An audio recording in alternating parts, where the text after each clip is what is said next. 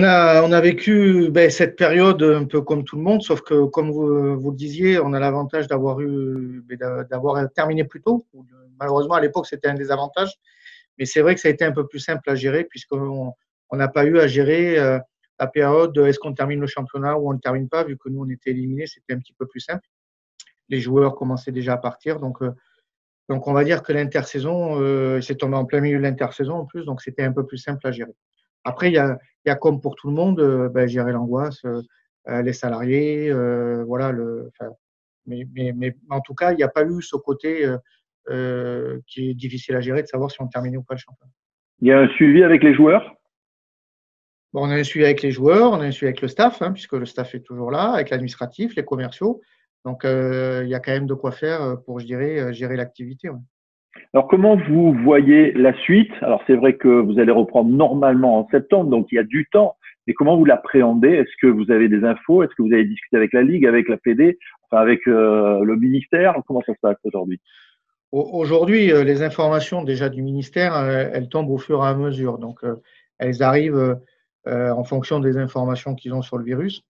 On sait aussi qu'il y a le foot qui va reprendre, donc ça va être analysé de savoir comment ils vont reprendre.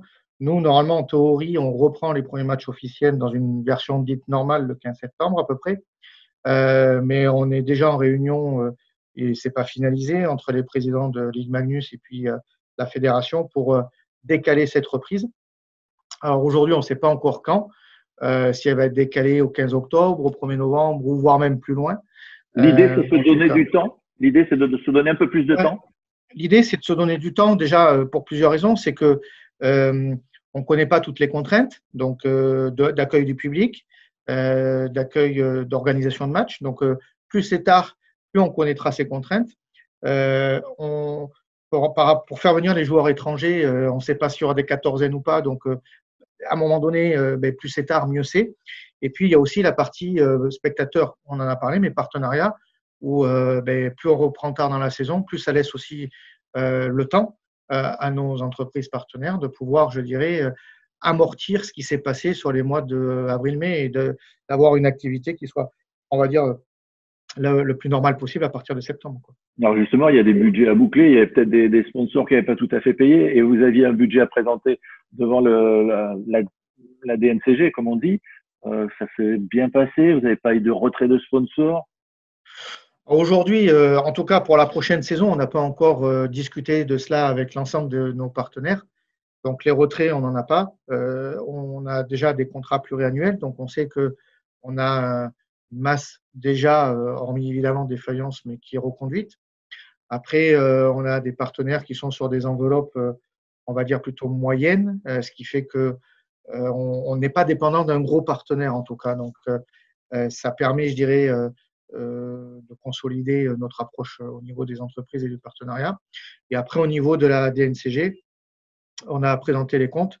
Et là, on doit clôturer, enfin, on clôture au 30 avril, donc on n'a pas l'atterrissage définitif. On espère être dans les cordes de toutes les contraintes qui nous sont imposées, puisque depuis 2 ans, on avait des contraintes pour redresser l'entreprise, chose que l'on a faite depuis 2 ans. Et j'ai bon espoir, ou en tout cas, on travaille tout en ce sens pour que ça soit l'histoire ancienne à partir de la prochaine saison. Vous disiez peut-être retarder le championnat, on verra ce que ça va donner, mais l'inquiétude, c'est de jouer à huis clos. Alors, ça, c'est un avis personnel, mais le huis clos, pour moi, c'est l'antithèse du sport de haut niveau. Le sport de haut niveau, ça se joue parce qu'on a envie, évidemment, de gagner, mais parce qu'il y a des partenaires entreprises, parce qu'il y a des spectateurs. Si on sort les partenaires et les spectateurs, moi, je considère que ça n'a pas de sens. Donc, le huis clos, hormis la raison économique, il y a aussi une raison, on va dire, plutôt d'éthique. Et il est clair que, pour moi, le huis clos, c'est clair que moi, je préfère qu'on saute une saison si jamais on en est contraint plutôt que de jouer à huis clos. Aujourd'hui, la billetterie, ça représente combien de votre budget? Aujourd'hui, ça pèse 25 à 30 % de notre budget. Je ne parle que du grand public, mais il y a aussi des billets achetés par les partenaires. Donc, si on y inclut les billets achetés par les partenaires, on est proche de 50 à 60 %. Oui, donc il vaut mieux du public et des partenaires pour les matchs de hockey à Bordeaux. Voilà, c'est ça exactement. Comment Est-ce qu'avec le coach, vous avez, même s'il y a peut-être à retarder la saison, ça va être difficile à planifier. Habituellement, il y a une planification de reprise physique, ainsi de suite, peut-être des matchs amicaux. On est dans le On est dans le flou flou. total.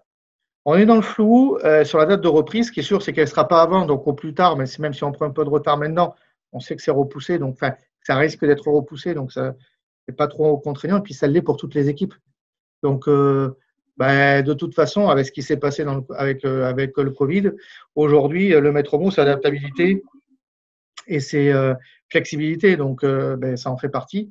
Et on s'adaptera pour la reprise, effectivement, que ce soit physique pour les joueurs ou de la manière dont on va le traiter pour la campagne d'abonnement, etc. Mais c'est le maître mot, c'est flexibilité et adaptabilité. Est-ce que vous pensez que le sport, enfin les sports vont devoir se réinventer parce qu'il y aura peut-être toujours la menace de ce coronavirus?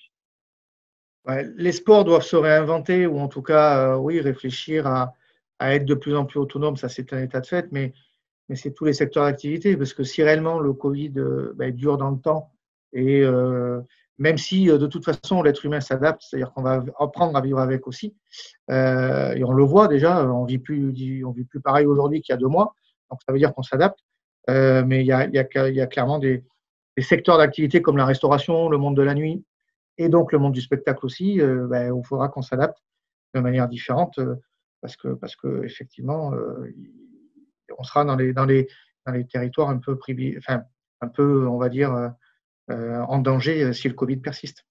Même si on ne sait rien sur cette reprise, est-ce que dans votre tête ou avec le staff, vous avez déjà imaginé à réaménager les vestiaires parce que ça risque d'être un problème si vous devez respecter la distance de 1 à 2 mètres entre chaque joueur, parce qu'il y a beaucoup de joueurs au hockey, c'est pas 10 joueurs, quoi. Ouais, alors après, il y a le vestiaire déjà, enfin, qui est grand, effectivement, mais ils sont proches. On n'a pas été jusque-là parce que nous, la reprise, ben, elle sera en août, septembre, octobre, on ne sait pas. Mais s'il faut le faire, on le fera. Après, on a déjà mis des gestes barrières pour les salles de muscu, enfin, on va dire tout ce qui est un peu plus classique. Ben, le vestiaire, soit ils se changeront par deux, enfin, je dirais, ils feront un roulement, soit on le réaménagera pour qu'effectivement il y ait plus de distance entre eux, mais effectivement, on s'adaptera, quoi.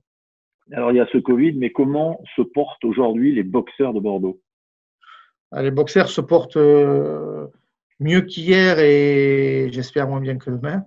Euh, donc voilà, on a eu 2 années effectivement où on était sous contrôle de la DNCG et aujourd'hui on a mis tout en œuvre pour en sortir. On en Vous saura aviez plus. vu trop grand? Non, on a eu Ça a été trop vite plutôt, ouais, c'est peut-être? ça, ça a été trop vite.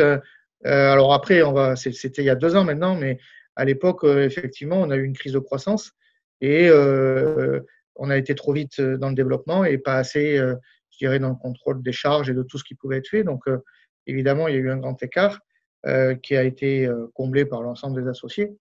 Donc, enfin, aujourd'hui, je pense qu'on a trouvé notre rythme avec cette saison. Et l'idée, c'est de pouvoir pérenniser de la meilleure façon possible. Et en tout cas, j'espère que cette fin de saison, donc puisqu'on clôture au 30 avril de cette année, va nous permettre de pouvoir repartir de l'avant comme on le souhaite. Tout en restant donc ambitieux et d'intégrer les playoffs chaque saison. Tout C'est en un objectif restant, euh, prioritaire? tout en restant ambitieux et prudent à la fois. Ambitieux pour jouer les playoffs, oui. Et puis malgré, je dirais, la crise que l'on a pu traverser, on a quand même joué les playoffs. De toute façon, Bordeaux est une ville de hockey sur glace aujourd'hui. On fait partie des 4 meilleurs publics de France. On est le troisième sport à Bordeaux et le premier sport de salle. Donc, à un moment donné, oui, on se doit de pérenniser le hockey sur glace à Bordeaux et de poursuivre son développement à travers la formation et à travers tout ce qu'on peut mettre en place pour aller, je dirais, chercher des titres dans les années qui arrivent. Je ne parle pas de l'année prochaine, mais dans les années qui arrivent.